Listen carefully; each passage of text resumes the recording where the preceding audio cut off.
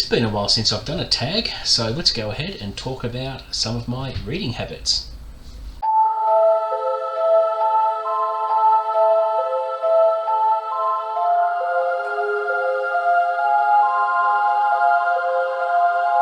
What's up guys, welcome back to the channel. Today I'll be doing another tag, the reading habits tag, and I saw this in a video by Olly over at Olly's channel. If you haven't checked out Olly, do that. He has really good content. He has an intelligent view on reading. He's a reading machine, and he's very prolific and interesting, so check out his page. And he did mention in his video that everyone is tagged, so consider yourself tagged, and I thought, well, I'll take him up on that and do my own tag on my reading habits. So I've got 12 questions to go through, so let's kick it off. So let's start with question number 1. Do you have a certain place at home for reading? I do. I predominantly like to read in our living room, curled up on our couch. Sometimes I'll read in bed, but not very often, because I tend to get pretty tired, and I'm lucky to read 3 pages before I nod off. So it's mainly in our living room, curled up on our couch. Question number 2, a bookmark or random piece of paper? For me, it's always a bookmark, wherever I can. Now that mainly I use one of my favourite bookmarks on the planet, which I've had for over 20 years. This was a second anniversary gift from my wife. It's been a constant in my reading universe, and I wouldn't be without it. And it has been lost and found several times, so it's very sentimental to me. But I've been known to use a tissue or a book receipt sometimes for bookmarking. If I've lost the bookmark and I can't find it and I need to mark my page, I'll grab whatever's handy. So I have been known to use unorthodox bookmarks, but I never dog-ear a book, never. But yeah, always use a bookmark there. Now, question number 3. Can you just stop reading, or do you have to stop after a chapter or a certain amount of pages? For me, I prefer to stop at a chapter. The only time I will stop in the middle of a chapter is if I'm interrupted or I need to do something suddenly. But you know, before turning in for the night, I always like to finish a chapter and start with a fresh chapter the next day. I feel like I'm missing something if I leave it overnight, so I just like to be fairly regimented there and finish on a chapter. Alright, let's go with question number 4. Do you eat or drink while reading? Normally I don't eat when I'm reading. I will drink my cup of coffee, but if you're eating finger food, for example, and you have a cloth-bound book, that's a recipe for disaster, because a cloth-bound book does absorb a lot of oil and leaves unremovable fingerprints. So but generally no, I don't eat while I read, but I'll certainly have a nice cup of joe beside me whenever I am reading.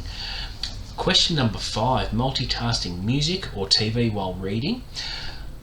I'll quite often sit out in the living room at night and have my nose buried in a book, but I find it comfortable to have the TV on in the background at a lower level, and if something mildly interests me on the TV, I don't mind the interruption if something catches my attention every now and then whilst reading. But generally I enjoy a little bit of ambient background noise while I am reading, and occasionally I will sit and listen to some 80s music in the background at a very soft level. I find that it creates quite a nice ambient environment. Number 6, one book at a time or several at once? I never read more than one book at a time. I have tried it in the past and it just doesn't suit me, and I'm never going to judge anyone for being able to juggle multiple books at a time. I say good on you and go for it, but for me it's not quite my cup of tea. I like to just concentrate on one book at a time and immerse myself in that fictional world. I find that if I have more than one book on the go, I would get a little bit confused and conflicted. Some people can do it, and I take my hat off to them. Unfortunately, I can't do that, but yeah, I'm just a one book at a time kind of guy. Question number 7, reading at home or everywhere? I'll say everywhere. Look, most of my reading is done at home, but if I have to go out to an appointment or anything like that, and I'm in, you know, if I'm waiting for any length of time, I'll normally have a digital version on my phone of what I'm reading at the time, so that I don't have to stand around waiting to get back to a book if I'm currently enthralled by it and looking forward to continuing to read it. But yeah, if I'm out and about, I certainly have some books on my phone that I read on my digital Kindle app, which is really handy at times when you need it. Question number 8, reading out loud or silently in your head? For me, definitely reading quietly in my head. I never ever read out loud. So very simple answer to that one. Question number 9, do you read ahead or even skip pages? Never. I like to be patient and disciplined enough to wait until the end of a book rather than spoiling it for myself. I've always been that way, always will be that way, and I always like the surprise ending or the twist without jumping ahead. Although I will say that, and I'm guilty of this, and I'll admit this, with Memories of Ice by Stephen Erickson, book 3 in the Malazan series, I found that I got bogged down a little bit with it, and I did skip a page or two. Very naughty, but yeah, I had a hard time with the book, getting it all crammed into my head. So that's one instance where I have skipped a page or two, but 99% of the time I never ever skip pages. Question number 10, breaking the spine or keeping it like new?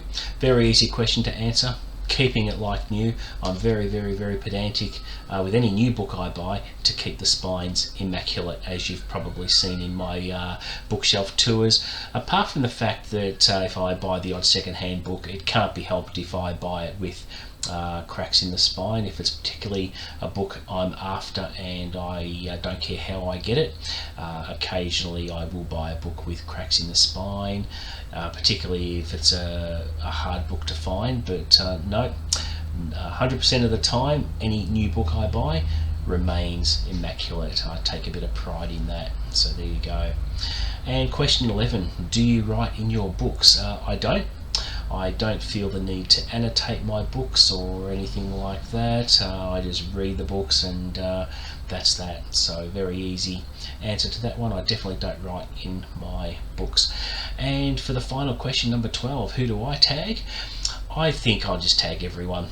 So if you're watching this, like Olly said, consider yourself tagged, and I'd look forward to seeing the videos that you make with this tag. So that is it from me. Please don't forget to like and subscribe.